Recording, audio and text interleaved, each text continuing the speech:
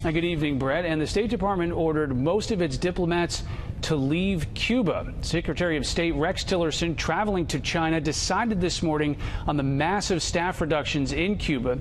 Here's the order. The State Department is cutting the Cuban diplomatic staff to less than half its current level. It is indefinitely suspending visa operations there.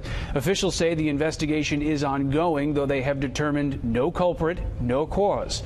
These mysterious assaults, called sonic attacks, injured 21 American diplomats.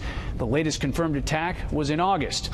The State Department also issued a travel warning advising Americans against going to Cuba. It says, quote, because our personnel safety is at risk and we are unable to identify the source of the attacks, we believe U.S. citizens may also be at risk and warn them not to travel to Cuba. One analyst says these attacks may give the Trump administration cause to pull back from Cuba.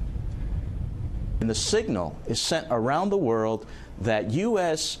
diplomats are not to be messed with. And that is the important signal that has to be sent globally.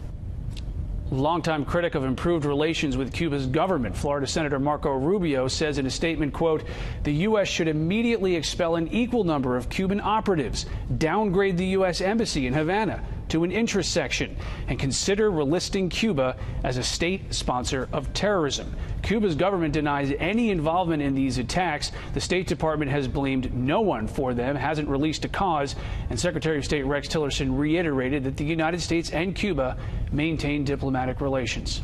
Brett?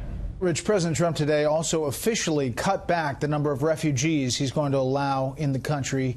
What about that? Yeah, the Trump administration just officially announced its refugee cap for next fiscal year. It comes in at 45,000, which is essentially in line with the Trump administration had set earlier this year at 50,000, though much less than President Obama had set last year at 110,000. 45,000 refugees resettled would be among the lowest in the last couple of decades.